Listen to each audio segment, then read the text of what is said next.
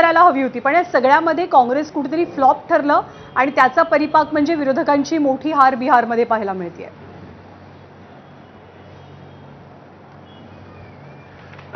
ज्ञानदा, थोडा एकाच मिनिट जर आपण जास्त दिलं तर मी सविस्तर बोलू शकेन. अर्थात मी एकटाच नाही, सगळेजण तिथे बोलणार आहेत. मगाचा जो मुद्दा असा होता की ज्याची हे सगळे लोक सांगतात आता तो वोट चोरी हा मुद्दाच नाही राहिला वगैरे वगैरे जे म्हणतात आहेत, तेच संजय निरुपम सांगत आहेत. 67 लाख वोट दुबार असतील किंवा मेलेल्या लोकांची असतील ती काढून टाकण्यात आली. म्हणजे हे काय आहे? असं आहे की आपण ह्या गोष्टी कशा नाकारू शकतो? निवडणूक आयोगाने दिलेले जे दस्तावेज आहेत त्याच्या आधारावर जे काय वोट चोरीचं प्रकरण आलंय हे कसं नाकारू शकतो आपण? हा एक मुद्दा.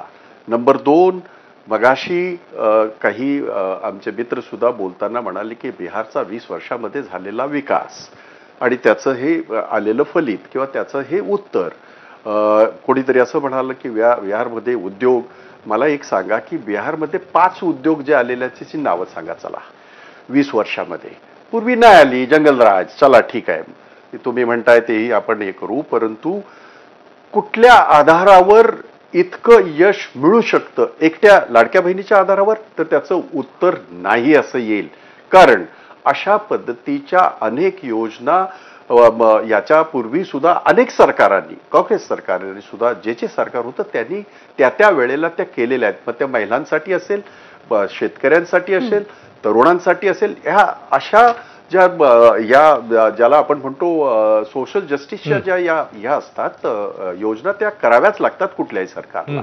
त्यामुळे त्याचा परिणाम हा इतका होईल असं समजण्यात काही अर्थ नाही. नंबर 3 की मी सुरुवातीला आणखीन एक गोष्ट सांगितलं ज्ञानदा, ते मला जर बोलायला दिलं तर बरं होईल. कसं राहतं माहिती आहे का की जर आपल्याला ह्यांना एवढा कॉन्फिडन्स आहे की नाही, देशाच्या पंतप्रधानांना स्वतःच्या प्रतिमेवर कॉन्फिडन्स आहे, त्यांच्या सगळ्या नेत्यांना कॉन्फिडन्स आहे, नितीश कुमारांच्या यांना कॉन्फिडन्स आहे, सगळीकडे आहे. बॅलेटवर काय घेत नाही हो तुम्ही? बॅलेटवर घ्या ना एकदा आणि समजेल ना. असं आहे की आपण सगळ्या गोष्टी दुर्दैवाने या देशातली लोकशाहीलाच एक आव्हान दिलं गेलेलं आहे.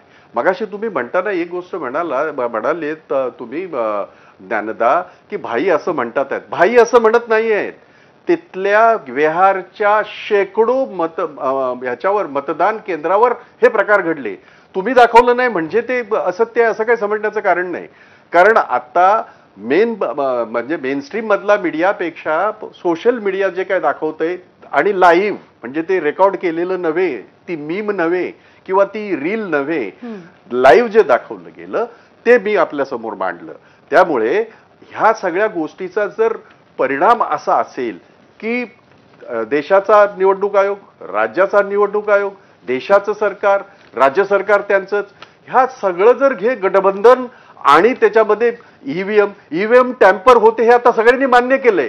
इथे काहीतरी आमचे मित्र म्हणत होते की ईव्हीएम म्हणतात आहे. मी फार पूर्वीपासून म्हणत होतो, तेव्हा मला वेड्यात काढत होते सगळे. आता निदान एका गोष्टीचं जरी स्पष्टीकरण झालेलं आहे असा माझा समज आहे, किंवा देशाच्या राज्याच्या मतदारांचा समज आहे की ईव्हीएम ही टॅम्पर केली जाते, ही गोष्ट झाली आहे. आणि त्यामुळे मग ईव्हीएम असेल, मतचोरी असेल, जी सगळ्या पुराव्यांनिशी दाखवण्यात आलेली आहे, ह्या सगळ्या गोष्टी असतील, ह्या गोष्टीचा परिपाक हा असाच येणार आहे. म्हणून मी मगाशी म्हणताना म्हणालो 243 जरी आल्या तरी मला तरी धक्का बसणार नाही, मला त्याचं आश्चर्य वाटणार नाही. राहिली गोष्ट शिवसेनेच्या, आपण एका प्रवक्त्याचं आपण म्हणालात तर ठीक आहे, आपण सगळ्यांनी असं करूया, लोकसभेमधलं यश आपलं सगळ्यांचं होतं, विधानसभेतलं जे पराभव आहे हा कसा होता हा तुम्ही जाणला आहात. त्यामुळे आपण ह्याच्यातनं काहीतरी शिकायला काहीही हरकत नाही. ही एक प्रक्रिया आहे की काहीतरी नवीन करावं, काहीतरी वेगळं करावं, काहीतरी चांगलं करावं. ही चर्चा सातत्यानं राजकीय विश्लेषकांमध्ये असते की लोकसभेला विरोधकांनी जो एक प्रकारे करिश्मा करून दाखवला त्याचं प्रतिबिंब पुढच्या विविध राज्यांच्या विधानसभा निवडणुकांमध्ये का प्रतीत होऊ शकलं नाही, का उमटू शकलं नाही. पण त्यापूर्वी आपण काही अपडेट देऊयात. स्ट्राईक रेट, निवडणुकीमध्ये स्ट्राईक रेट कोणत्याही पक्षाचा हा खूप जास्त महत्त्वाचा असतो. तर वेगवेगळ्या पक्षांचा बिहारच्या निवडणुकांमध्ये स्ट्राईक रेट काय राहिलेला आहे ते सुद्धा आपण पाहूया. राजदचा स्ट्राईक रेट हा 25% आहे. कारण आरजेडीनं गेल्या वेळेला जितक्या जागा जिंकलेल्या होत्या त्यापेक्षा खूप मोठी पिछेहाट राजदची यावेळेला आपल्याला पाहायला मिळतेय. भाजपचा स्ट्राईक रेट 83% गेलाय. भाजपनं गेल्या वेळेला 74 जागा जिंकलेल्या होत्या आणि यावेळेला भाजप 85 जागांवरती आघाडीवर असल्याचं पाहायला मिळतंय. पण राजदचा स्ट्राईक रेट हा 25%वर आलाय. काँग्रेसचा स्ट्राईक रेट 11%